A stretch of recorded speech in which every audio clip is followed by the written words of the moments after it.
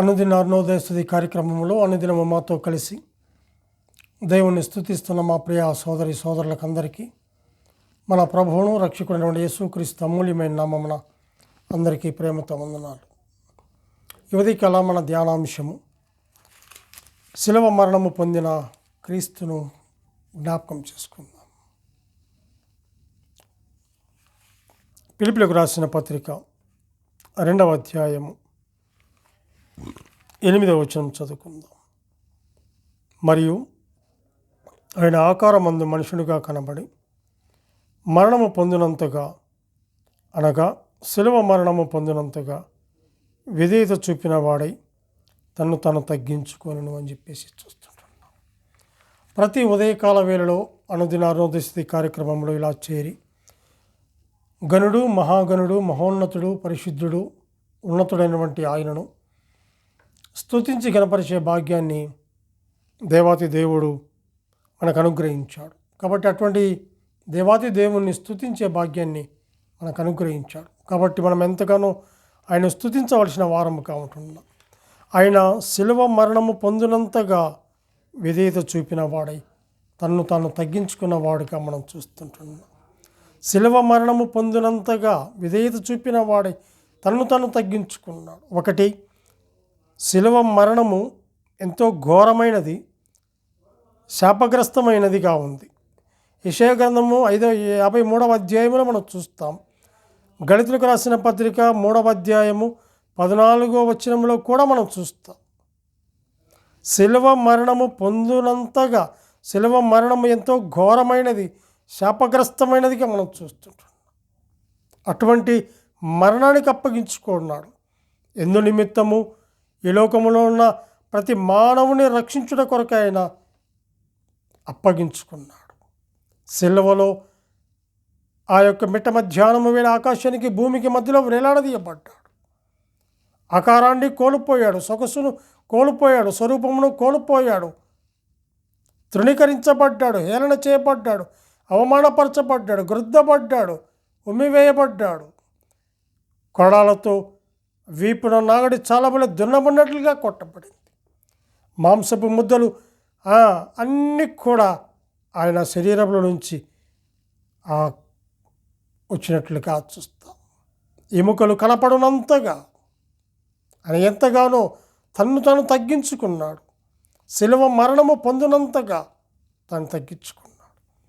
హెబ్రీయులకు రాసిన పత్రిక 12వ అధ్యాయము 2వ వచనం మనం గమనించినట్లయితే, మనము కూడా ప్రతి భారమును సులువుగా చిక్కులబెట్టు పాపమును విడిచిపెట్టి విశ్వాసమునకు కర్తయు దాన్ని కొనసాగించువాడునైన యేసు వైపు చూచుచు మన ఎదుట ఉంచబడిన పందెములో ఓపికతో పరిగెత్తుదము. ఆయన తన ఎదుట ఉంచబడిన ఆనందము కొరకై అవమానమును నిర్లక్ష్యపెట్టి శిలువను సహించి దేవుని సింహాసనం యొక్క కుడి పార్శ్వమున ఆసీనుడాయను అని చెప్పి చూస్తుంటున్నాం.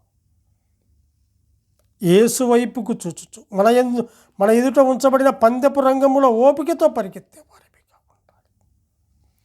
ఆయన తన ఎదుట ఉంచబడిన ఆనందము కొరకు అవమానమును నిర్లక్ష్యపెట్టి శిలువను సహించి విశ్వాసమునకు కర్త దాన్ని కొనసాగించువాడైన యేసు వైపుకు చూచుచు ఈ ఉదయకాల వేళలో అనుదిన అరుణోదయ స్తుతి కార్యక్రమంలో చేరి ఆయన వైపుకు చూస్తూ, శిలువ వైపుకు చూస్తూ ఆయన స్తుతించి గణపరిచి మహిమపరచవలసిన వారముగా మనం ఉంటున్నాం. 2వ అధ్యాయం 10వ వచనంలో కూడా గమనించినట్లయితే, వారు కొన్ని దినముల మటుకు తమకిష్టము వచ్చినట్టు మనల్ని శిక్షించిరి కానీ మనము తన పరిశుద్ధతలో పాలు పొందవలనని మన మేలు కొరకే ఆయన శిక్షించుచున్నాడు అని చెప్పచ్చు. మన మేలు కొరకే, మన రక్షణ కొరకే, మనల్ని విమోచించుట కొరకే మనల్ని ఆయన సన్నిధిలో కూర్చుండబెట్టి ఆయన స్తుతించి గణపరిచే భాగ్యాన్ని దేవాతి దేవుడు అనుగ్రహించాడు. యేసు వైపుకు చూస్తూ యువదీకాల వేళలో ఆయన వైపుకు చూస్తూ, ఆయన శిలువ వైపుకు చూస్తూ, శిలువ వేయబడి మరణించి తిరిగి లేచిన యేసుక్రీస్తు వైపుకు చూస్తూ ఆయన మనం స్తుతించవలసిన వారముగా ఉంటున్నాం. కీర్తనలు 34వ కీర్తన 34వ కీర్తన 5వ వచనం చదువుకుందాం. వారు తన చుట్టూ చూడగా, వారు ఆయన తట్టు చూడగా వారికి వెలుగు కలిగెను. వారి ముఖము లెన్నడును లజ్జింపకపోవును అని చెప్పచ్చు. వారు ఆయన తట్టు చూడగా, ఇక్కడ గమనిస్తే ఆయన స్తుతిస్తున్నాడు, సన్నతిస్తున్నాడు. కీర్తి ఆయన నోట ఉంచుకొని స్తుతిస్తున్నట్లుగా మనం చూస్తున్నాం. నేను ఎల్లప్పుడూ యెహోవాను సన్నతించెదను, నిత్యం ఆయన కీర్తి నా నోట నుండును. యెహోవాను బట్టి నేను అతిశయించుచున్నాను. దీనులు దానిని విని సంతోషించెదరు అని చెప్పి చూస్తాం. అంటూ వారు ఆయన తట్టు చూడగా వారికి వెలుగు కలిగెను.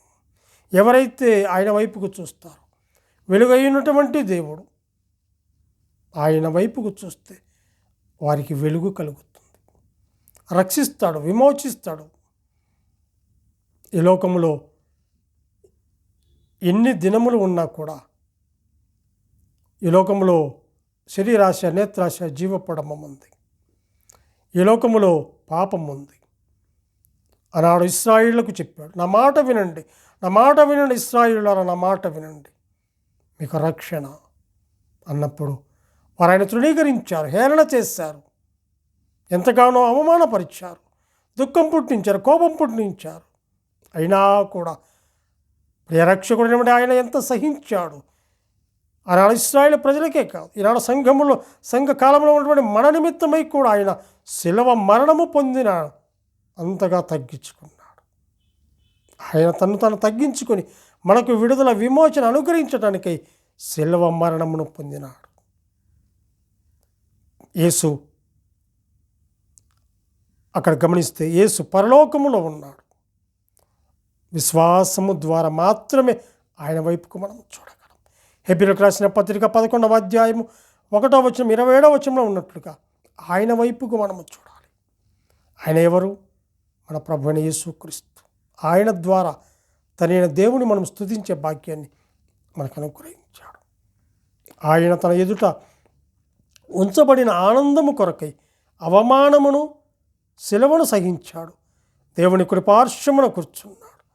ఆ ఆనందం ఏదంటే శిలువ మరణము వచ్చి పాపమును సంపూర్ణంగా జయించి సమాప్తమైందని చెప్పగలిగినటువంటి ఆనందం. తండ్రి చిత్తమును గెస్తమైన తోటలో కాక శిలువపై నెరవేర్చనని చెప్పగల ఆనందము. అటువంటి ఆనందము ఆయన శరీరము తెర ద్వారా, ఆయన రక్తము వలన తండ్రి యొద్దకు ధైర్యముగా మనము పోగల ఆ ద్వారము తెరిచిన వాడుగా ఉంటుంది. అంత గొప్ప దేవాతి దేవుని ఉదయకాల వేళ స్తుతించవలసిన వారముగా మనం ఉంటున్నాం. సర్వలోక పాప విమోచకుడు అని చెప్పగల ఆనందము ఒక్కరి కోసము, ఇద్దరి కోసము కాదని చనిపోయింది. సర్వలోకముల ప్రతి మానవుని కొరకు, ప్రతి మనుషుని కొరకు మరణం అనుభవించున్నట్లు అందరూ రుచి చూచి ఆయన ఎవరు, ఆయన ఏమై ఉన్నాడు, ఎందుకు ఈ లోకానికి వచ్చాడో అది రుచి చూచి అనుభవించి ఆయన ఎందు విశ్వాసం ఉంచి రక్షణ పొంది, మారు మనసు పొంది,